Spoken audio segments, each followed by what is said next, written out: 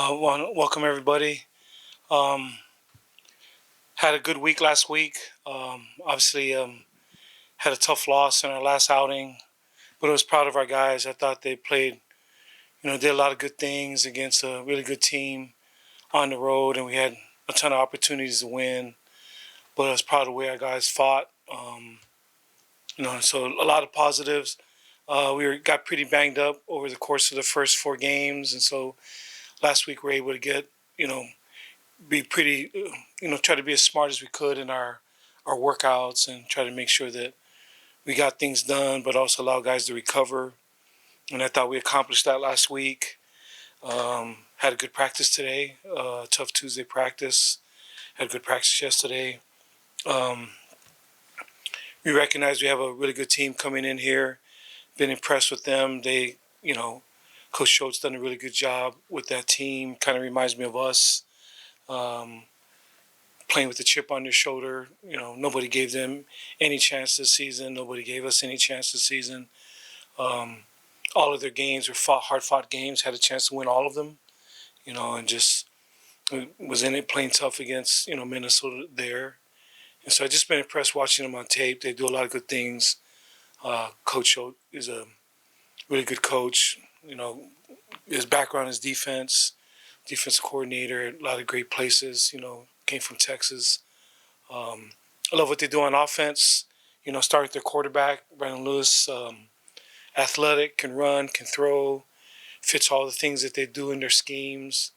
They present a lot of problems with all their, different personnel groupings and all the different run schemes they have. Plus, they can throw the football, and so it's going to be a great game. We're looking forward to it.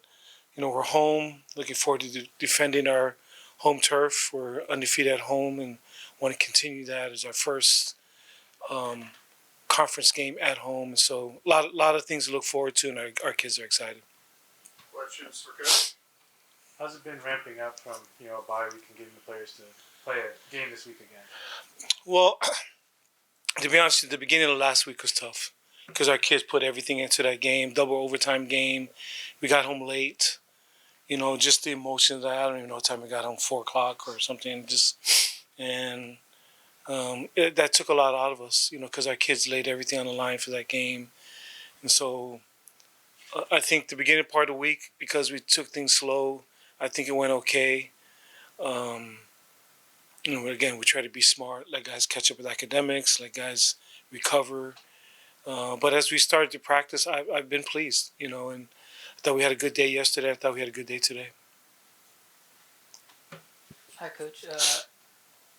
Coming out of the bye week, do you think there's any problems that you've recognized over the first few weeks of the season that have been addressed? Well, I mean, there's always, things you're trying to address. We'd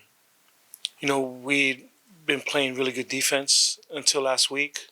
We a lot of good things. So some things showed up that guys basically, guys not doing their jobs, which, it's the first time that showed up. So we're just trying to shore into guys doing their jobs on defense. Offensively, was our best game offensively last week. But we still got to do a better job of taking care of the football. So taking care of the football, some of our short yardage stuff, converting short yardage. We've been pretty good in the red zone. We've been really good on defense and taking the ball away, especially interceptions. So we want to continue to do that. But turnover margin is a big concern for us. We want to make sure that we do a better job of maximizing all of our possessions. Doing a great job of getting a lot of explosive plays, but want to take care of the football. So that's probably one of them. Try to sharpen some stuff in the kicking game. There's always little things. So, everybody does this. At first bye, just kind of did some self-analysis, things we need to work on, some things we're doing good. But yeah, there's always things you can work on. But those are some of the things at the top of my head. You mentioned Nevada and yourself. No one gave you guys a chance. A couple weeks into the season, how do you view your program as opposed to the rest of the Mountain West and how they match up? Well, I've seen pretty much everybody play, and a lot of good teams in our conference. Starting with this week in Nevada, watched them early on play SMU, and they had every opportunity. They're ahead late, had every opportunity to win that game. You know, tough game versus Georgia Southern. Was it Georgia Southern? Um, Also Minnesota. I mean, they played them tough, and so I guess the thing that I kind of see is they're a tough team, but I like where we're at. I've seen every team. Um, we know we got to continue to get better and improve. There's some really good teams in our conference, but we feel like we can compete with anybody. But we can't look ahead to anybody. We just gotta make sure that we're ready for this week. But in the bye weeks, you get a chance to see a ton of people play, so you see all of that. You watch everybody in your conference, kind of see what's ahead. That way, just as a fan watching other games on TV, but recognizing our preparation has solely been on Nevada. And then getting ready to deal with Nevada's run game, whether it be the quarterback or the group of running backs they have, what have you guys done to prepare for facing a team with them? Well, there's from Sac State to Air Force to Kennesaw, there's some teams that did similar things. Just they present different problems with you with their different schemes, and a big part of that is being gap sound. Fitting things up right. There are different formations, there are different motions, and just making sure we leverage the ball. We like our plan, so I like what Coach Odom and the staff are doing. But we got to go execute, and some of that is just, being solid and being firm in your gap and not getting tired of doing your job over and over and over again. And like I said, they do a lot of things, a lot of eye candy, you know what I mean? And they stretch you a lot of different ways in the run game. And we just got to make sure that we fit everything up right. And then for the game on Saturday, the peak temperatures as of right now is supposed to be around 96. What have you done this week to kind of prepare for playing in the heat? Yeah, I heard that. I mean, it's we don't have any alternatives. I mean, it's not like we have an indoor with air conditioning or anything. We got to practice. We try to be smart with our hydration, try to make sure our guys are hydrating, and our our strength and training room staff have done a good job in reminding our kids to stay hydrated. But that's all you can do is try to stay hydrated. We're practicing in it, you know what I mean? And I think we needed this. We needed this early heat to get ready for this weekend because we took some days off last week. And so I think it bodes well for us. I'm kind of glad that we have this so we can kind of get ready for Saturday, with a couple of days off, that we had this past weekend. Coach, last game versus Washington State, we got to see Emmett and the offense really navigate the 2-minute offense down the stretch with the fourth quarter, the game on the line. What were your thoughts, and how did you think the offense handled that? Obviously, high leverage game in the moment. First time we've seen that with this group this year. I've been impressed with Emmett. He's continued to get better and better, and there's things that I've seen at practice. I told Coach Stutz before the game I wouldn't be surprised if we had a breakout game because you can just see it. You can see the timing. You can see the guys understanding concepts better. Just I'm in a lot of different meetings during the course of the week, but and being in the quarterback meeting, you can see those guys, their grasp and knowledge of the offense is getting better and better. And, when Coach Stutz asks a question, they spit it out, the answer really quickly. You can see Emmett's and Coach Stutz's, their rapport with each other, what they like, what he likes, what Emmett likes, different concepts. And I think they're just getting better at that. And was really proud of the way he played, Emmett. We didn't talk much about it, but obviously he was there at Washington State. I'm sure there are a lot of nerves. I'm sure he wants to, do well, and probably a lot of pressure, and a lot of, banter going back and forth and on social media or whatever. But I thought he handled himself really well, and he played an outstanding football game. And the exciting thing for us is we feel like we can still get a lot better on offense. So that's really exciting. I've said that, really in the 3 previous games, we still haven't, clicked like we wanted, like the way Coach Stutz wants us to. But I thought it was better last week. But we're going to have to do all those things you talk about in a 2-minute game. But the other part is we ran the ball better. And so, if we can run the ball and keep people honest, If they're doing things, we feel like we're going to be a tough team to match up with. And another guy that we saw kind of down the stretch in that Washington State game was Trayshawn Hurry. Have you seen some progressions within his game? Obviously, he gets to learn from a lot of those veteran wide receivers with J. Locke and Nick Nash. But have you seen some progressions from fall camp to now heading into week 5 with Trayshawn? He was a little bit hurt in a couple of days in fall camp. That just soft tissue stuff. But we feel like when he's gotten opportunities, he's made those plays before. I can't remember what game it is, but he had a critical third down catch. I don't know, can't remember if it was Kennesaw or Sac State. But when the balls come his way, he's done good things. And so again, him doing well. You got two big wideouts on the edge. You got two guys that are 6'3", 6'4" on the edges, and you got a big slot inside with Nick, another 6'3", 6'4" guy inside. And our tight ends, that's the other part. I thought our tight ends played really, really well against Washington State. And, if people are starting to do things to try to take away Nick, it was encouraging to see that whether it's Trayshawn on the opposite side, Nick Nash, J. Locke on, he's been doing good things the whole season. But then also our tight ends. Our tight ends have done a good job with a lot of intermediate catches. Jackson obviously had that big catch against Air Force, whatever. I don't know how long that touched on the deep ball that he had.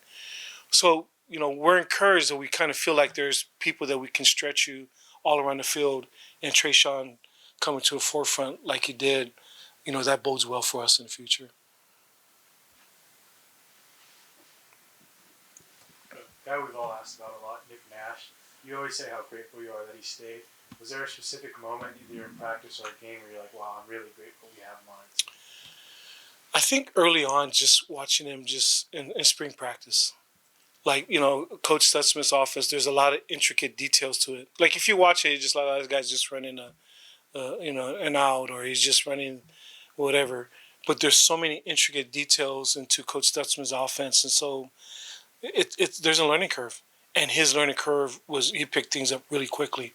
And so you can see him go from the meetings out on the field, and he was able to translate it into doing stuff on the field where some guys, it took a lot more reps in him. So that was the thing. They're like, wow. We saw his ability to run during the preseason workouts, when you're watching them run with the strength staff, how he's fast, he's athletic. But you weren't able to see his football IQ until we started practicing. And so that's the beautiful thing about it. He reads coverages really well. He sees what people are doing to them. And, he and Coach Stutzman, both Coach Stutzmans and Coach McGibbon, they're able to articulate things on the sideline about what they're seeing. And that's a huge benefit. He's a guy that sees it as it happens. And that's the key to his offense. There's not a lot of predetermined routes. You're reading stuff. And so if you got a guy with that kind of athletic ability and he knows what he's doing and he understands leverage and space and different things and coverage and what the coverages are trying to take away, it's why he's doing what he's doing. And how have you seen him grow from going back to spring camp to all the way now week 5?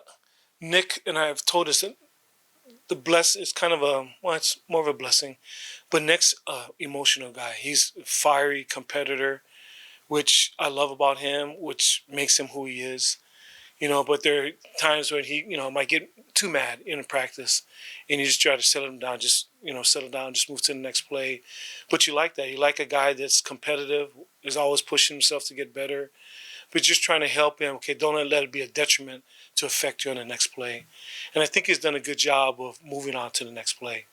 And just because he's such a perfectionist and what he tries to do from route running to catching the ball and, to getting yak yards, doing all that kind of stuff. I think the thing that he's done the best is not letting playing with emotion, but not letting emotion play with him.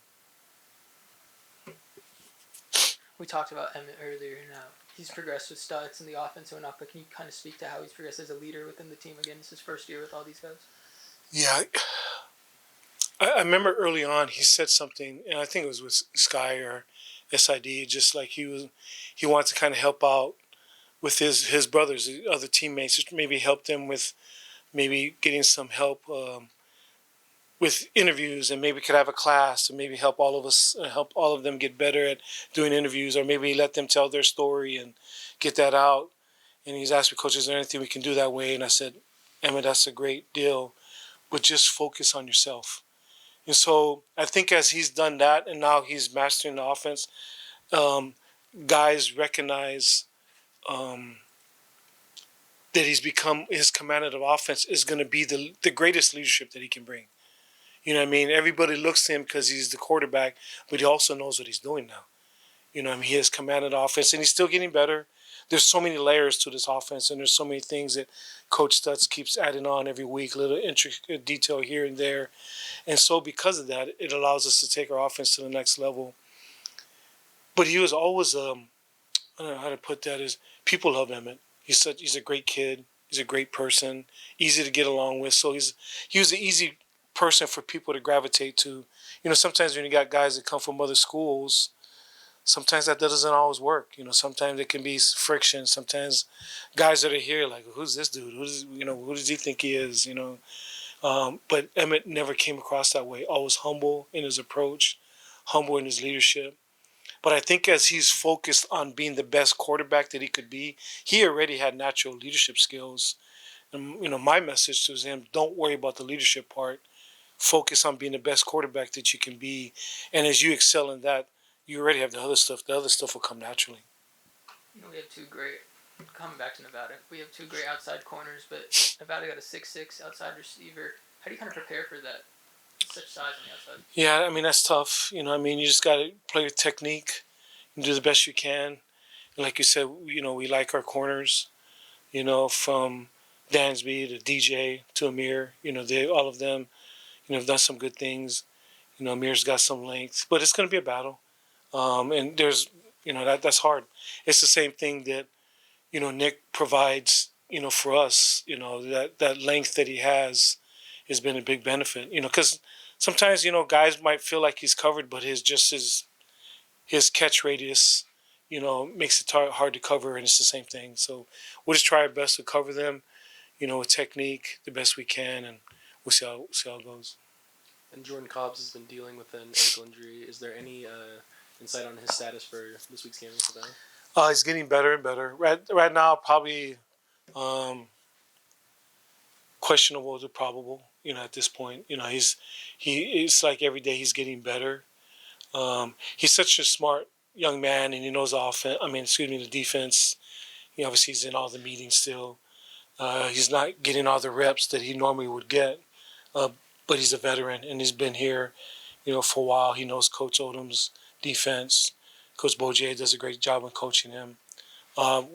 That's going to probably be a later in the week decision as he goes, but he's improving every day. Couple more for Coach. We've kind of mentioned the injuries now that have Cobbs, Lotsu, the previous week. Has this bye week given you any insight on who could fill those shoes or who's stood out to you in those eyes?